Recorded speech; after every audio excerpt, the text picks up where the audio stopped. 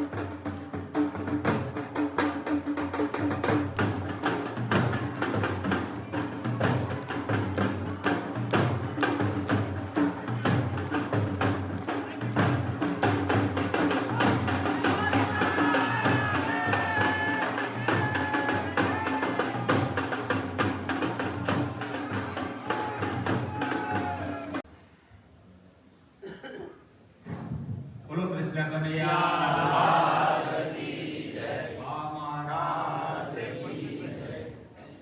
આજે મિલનભાઈ અને એમના પરિવાર દ્વારા દેવાઓ ખૂબ રૂડો અવસર આપણા સિહોર મોંઘીબાના જગ્યા આપણા ઉગમસિંહ મહારાજ, પૂંજા મહારાજ, કોલવાનાથ, વાઘાશેઠી, માણસેઠી, ગગજી મહારાજ, બા મહારાજ, જયસિંહ, વિઠ્ઠલ બાપા, જીનારામ બાપા આજે 11મી પેઢીએ જો આ જગ્યાને જળજળતી રહેતી હોય અને એના આપણા અહોભાગ્ય કે આપણે એના દર્શન થાય અને આ ધજાના દર્શન આપણે થાય કે આપણા અહોભાગ્ય હોય અને આ જગ્યાને ખૂબ આપણે મંથન કરવું જોઈએ કે જે પરિવાર મુંબઈના ઝાપા સુધી આ જગ્યાને માનતા હોય તો આ જગ્યાનો સેવક ક્યારેય પણ દુઃખી ન હોય। તો બધાને મારી વિનંતી કે આજે આ જગ્યાને આપણી પ્રજાને, આપણા બાળ બચ્ચાઓને, આપણા દીકરાઓને યાદ કરી તસલી આંગળીએ પકડી અને આ જગ્યાને આપણા બાળકોને આપણે સીરો રાખવો જોઈએ એવું જ અમારું ધ્યેય છે કે આજે અમારી 5મી પેઢી છે અમે આ જગ્યાને પકડવાથી અમારો પરિવાર ખૂબ પણ સુખી અને સમૃદ્ધ છે। અમારા પરિવારમાં કોઈ વેચના નથી, એ બધા બા મહારાજનો અને બાના ઠાકરનો છે અને પરમ પૂજ્ય જીનારામ બાપુના અમારા પરિવાર માટે સંપૂર્ણ હાથ છે।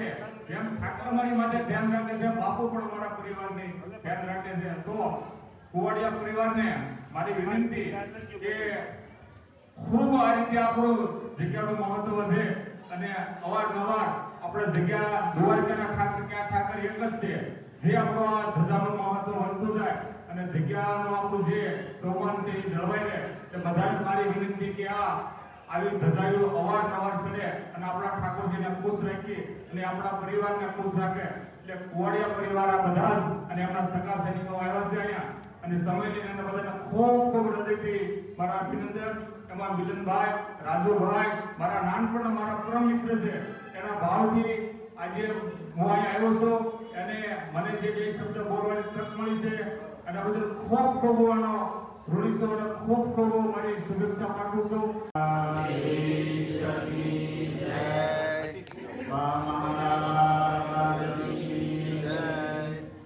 સદગુરુ મહારાજ કી જય।